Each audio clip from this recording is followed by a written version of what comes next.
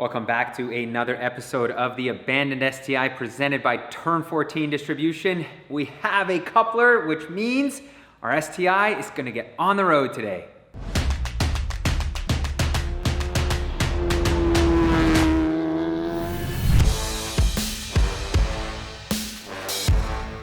A 1,000 miles later, we do have our coupler. Thank you, Turn 14. And obviously we had a great time at the car show. So for those of you that are just tuning in, this is our old coupler. This is our new coupler, which is going to enable our charge pipe here on this side to fit to the lower charge pipe. Fitting up our, oh no, we've got the bumper on. Well, that sucks. That's gonna be even more difficult to put on. Make it trickier. Man, it's such a tight fit for this intercooler piping. Like, it's kind of crazy here. My goodness. Come on, get on there. Get on there. There he goes, I heard. Sounds like it fit on there. Okay. Actually, you know what? Going under the bumper, everyone. Are his arms long enough? I'm in, all right. Okay. So that is stage one of a two-stage process. I'm gonna have to tighten up this clamp, and the clamp also is like impossible to get to, and I have like this much movement. So cue to SpongeBob 2 hours later here. 2 hours later. The issue that I found with this intercooler pipe is if you look at it, it's pointing too far this way when you go down into this area when I want to mate it to the lower intercooler pipe onto that vibrant hose. And when you do that, it kind of just throws the angle off a little bit here. But let's see now. See, once you get this side on, you're kind of struggling to do it this way. All right, so let's see. If I go here, and I come down here, I gotta get this in deeper. Oh man, living that Subaru hose life here. Oh, so many couplers. Pipes and hoses and pipes. So many and hoses. pipes. I think we're on here. Okay. Exciting times here, everybody. We are moving on to the engine management part of this process, which means we're really close to having a running and driving car. I mean, we do kind of have a running car. Now it's time to make it really run properly. And You're going to be able to drive this down the road in 5 minutes. Yeah, I'm excited about it. And for that, we are using a Cobb Access Port V3.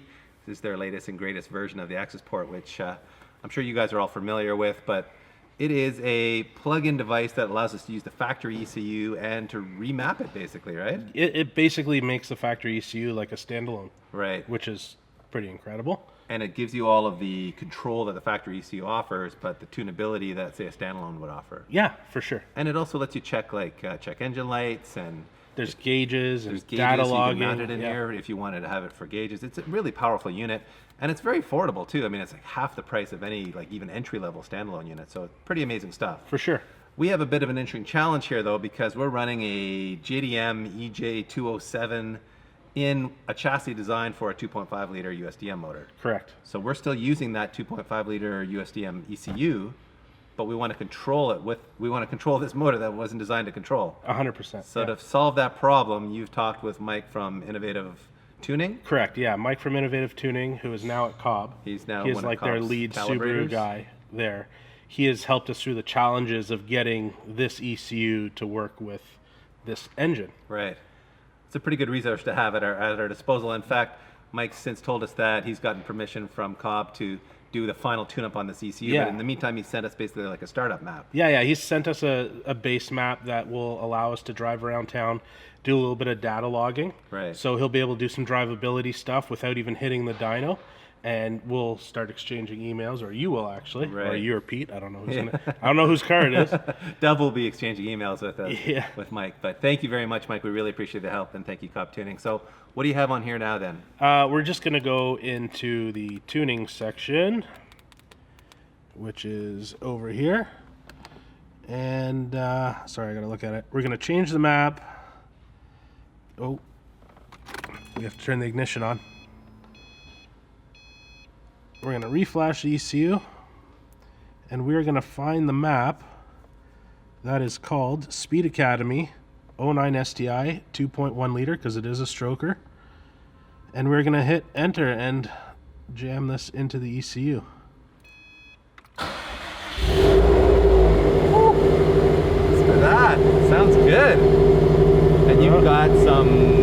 logging info here? Yeah, definitely. These are the 6 parameters that Mike wanted to see on the dash, so that's what we have right now. So when we data log on this, we download the file and email it to Mike, and Yeah. there's a back and forth that To way? start the data log, all you have to do is push this center button. Yeah, You see these lights will start going. yeah, See the lights? This is now logging a full set of parameters. okay. Big moment here. You're First driving, time I buddy. put this car in gear. Woo! Oh man, that clutch is super low. We're gonna have to make some adjustment. Oh, yeah. Holy crap, it's like this far off the ground. Look Oh, at man. Yeah, it's gonna need some adjustment, but we're moving, DP. We're Looks moving. good. I love it. Oh, man. This is good.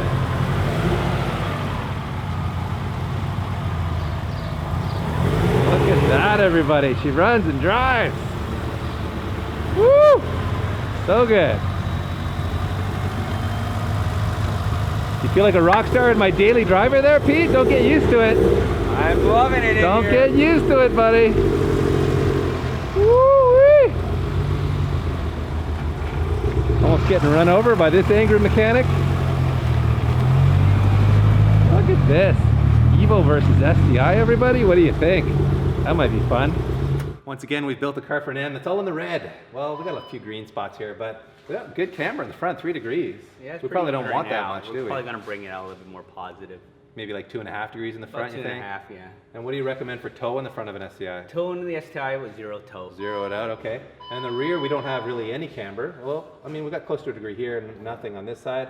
We'll go for maybe a degree and a half. Degree and a half to maybe 2 degrees. We'll see what And- it's like with the toe adjustment, and then about a little bit of toe in the rear. Toe in the rear, really? Okay. I thought these cars understeered, but we're gonna trust Nam. He knows these cars better than we do.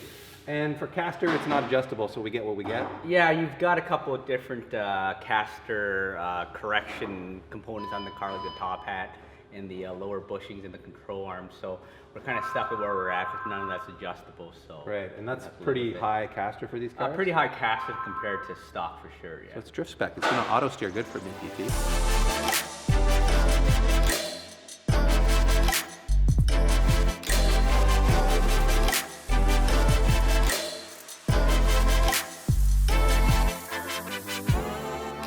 As usual, Nam's got us to all green everything. How did the alignment go? No big battles under there? No big battles, just a lot of adjustments. Anytime you have a lot of components that need to be adjusted, and especially when you guys set it at your shop, Yeah. and you brought it here, so things are kind of all over the place. As you can see, the rears had tons He's of red. telling us we did a terrible job setting it up, Peter. Come on now. I'm not gonna lie. He's entitled. Yeah. And the final settings look great. We got 2.7 degrees of negative camber up front, 2 in the rear, no toe in the front, and as you recommended, just a hair of toe in the rear.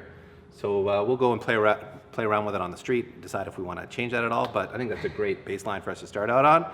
I'd have to roll the fenders a little bit, PT. I think so. She's going to be tight. That's so why we went with that 2.7 up front. yeah. Well, thank you very much, Nam, and thank you very much, Enviado. We have invaded their shop for what seems like a month, although I think it's been more like a week, but it's been a long haul here. This car would not be driving out of here if it wasn't for Nam and Vin and everyone here, so thank you guys, we really appreciate it. With that said, we are heading back to our shop to do a little bit more work before this thing is really ready to be called My Daily Driver. Man, how do you like your new Daily Driver, PT? Man, I'm loving that it's running right now. It is We're gonna running get- and that clutch is grabby. And yeah, the one thing I'll say right away is the clutch. It's so weird. Yeah?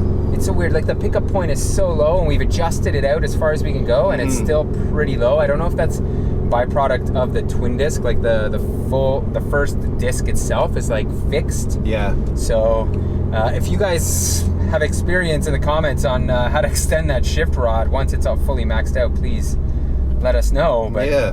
DP though, listen to that turbo. I know, it's got a nice whistle to it, eh? Oh, it's got the flutter too. Oh man. Full Subi bro spec right Oh, here. yes. The choo-choo is happening here. I love it. And I mean the tune, which isn't even a tune. It's well, let's call it a base map. Yeah. It seems awesome. Yeah. But like, Well, the cop boys know what they're doing, and Mike They McGinnis do. has tuned 1,000 Yeah. of these Subarus, so it's nice to have his help for sure. feels smooth, man. Yeah. Feels really smooth. And it's really, the exhaust is not loud at No, all. Like, it's no. very civilized. And I was worried, like with all the bushings and whatnot we did, that this car wouldn't drive well, but feel it. Like Feels those KW great. coilovers. Yeah.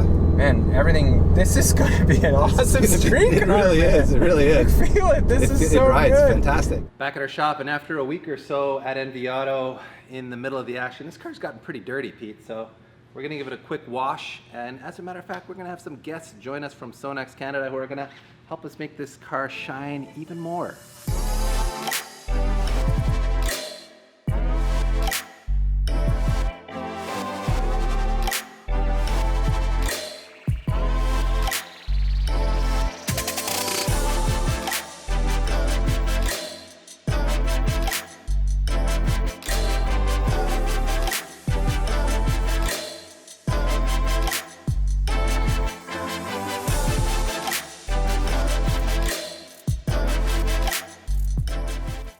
As you just saw, Carson here from SONAX just did a pretty extensive cut and polish. Is that what we would call it? Correct. So as you guys would have seen a few episodes ago, Pete did their single stage process, and Carson was kind enough to say that that kind of brought us up to like the 60% correction level. And being a professional, it really wasn't really up to your standards, I guess. Well, you had some deeper scuffs and swirls too we wanted to take care of. Because true. it's the old adage, garbage in, garbage out. You want to have it corrected first before you seal it in. Right. If not, you'll have a shiny scratch. Yes, and we would have had a lot of shiny scratches, you're right. And you did a lot of work. I mean, you spent, how many hours do you think we're into this? 4 or 5 hours at least? A couple hours. Too busy talking. It's true. That's our There was problem, 4 you hours know. of socializing and 2 hours of work. And some but good pizza to boot. It's true. We got a good pizza joint up the street here. And I must say, it looks incredible. I mean, pretty much any scratch or swirl mark is gone. And the shine level is much higher. Yeah. And that's because you use some different compounds? Well, the tool that you were using is cheap tools use cheap parts.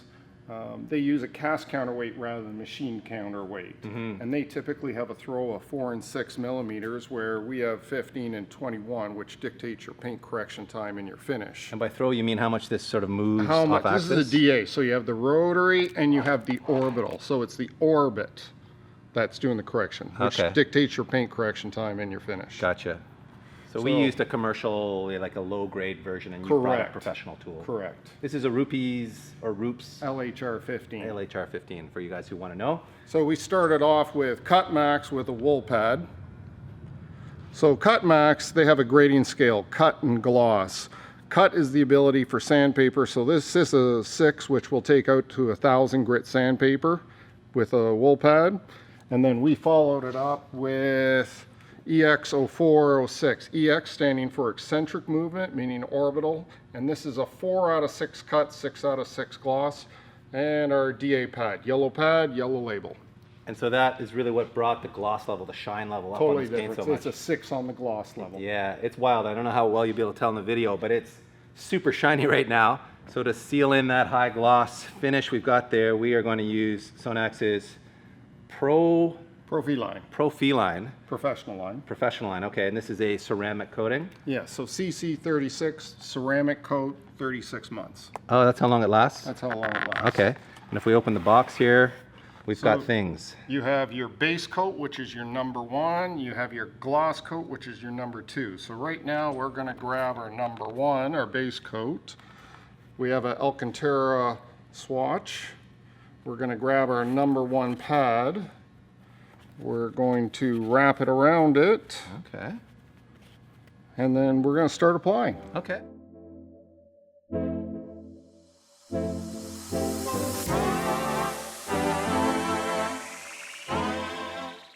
Number 1, now that we're finished, we're going on to number 2. Cleanliness is godliness. Grab a new microfiber. So the microfibers we're using today are the SONAX ones, and if you look at it, it's actually got a silk lining to it, where this actually has a blanket stitch. As much as this feels smooth, it scratches. As well, that has the tags on it. So if you're using these kind of microfibers, tip in your edges when you rub. Nice. Okay. It's a good tip. So now we're going on to stage 2. So we're going to grab our gloss coat, number 2, a number 2 sponge, and this goes really fast. Literally just spray it on. Okay. This is more my speed, Peter. Yeah, really fast. No, you don't have to worry about crisscross. Just literally wipe it. Oh, wow. So how long does this take to dry? Give it about a minute, then take it off with a microfiber. Okay. This is what gives us our major gloss. That does give you major gloss. Look at that. It's like a sheet of ice. That's wild. Man, this thing is looking pretty amazing, Pete. Look at it shine. I know, holy Shiny, smokes. shiny. It is better than a new car. It looks amazing. Thank you very much for all the hard work on it. Hey, no problem. You did half the job to begin with. Well, I stood around and kept them company anyway. So you were telling us we need to let it sit for a day or two to let it kind of do its So thing. when you finish, you know, as soon as you finish coming around with the second step, car can go outside, no problem. Try and avoid rain the first day. Don't wash it for 2 days. Okay. And when we can put some muddy water or something on there to show people the beating action, Yep. we're just going to see it sheet off there. You're just going to see it fall right off. It's very hydrophobic. Right. So what's different on this? This is a ceramic coating. So compared to wax, ceramics are more hydrophobic, where wax gives you that buttery smooth feeling. You'll Right. never get the buttery smooth feeling with it. Okay. But you have the durability. Right. It's been a day since that ceramic coating was put on there, and now it's time to throw a little water on there and see if it actually works its magic or not. Well, Carson said it would, so Yeah, it better. we're calling your bluff now, Carson. Let's see what happens here. Woo. Whoa, DB went full pour on this. Wow. That is... Woohoo! That's impressive. Wow. That is so slick. It just falls off there. I know. Look at there. Like if we had a little forced air, we could just They're blow still it right off. they're still running off. You just got to give them a couple pokes push. and wow, yeah. That's wild. That's pretty cool, I must admit. I've never had a ceramic coated car before, and I'm saying I because clearly this is already my daily driver. Of course, yes. It's yes. just a matter of It's time no doubt, DP. before we prove who this car really belongs to. And I think we're going to call this episode a wrap, everyone. It's exciting to have this thing looking so good. We have a couple of other little cosmetic tune-ups that we're going to do for you in the next episode, and then it'll be time to move on to dyno-tuning this engine and hitting the racetrack to see which of us gets to claim this for the rest of the summer. I'll admit I was a little aggressive with my water application You there. were. I thought you were gonna pour a little bit on, like they do in the ads, where they just like Let it- pour it down. And instead, you went like a Well, full torrential downpour. But I paid the price because it sheeted off there so well. My foot got of course soaked. it did. Yes.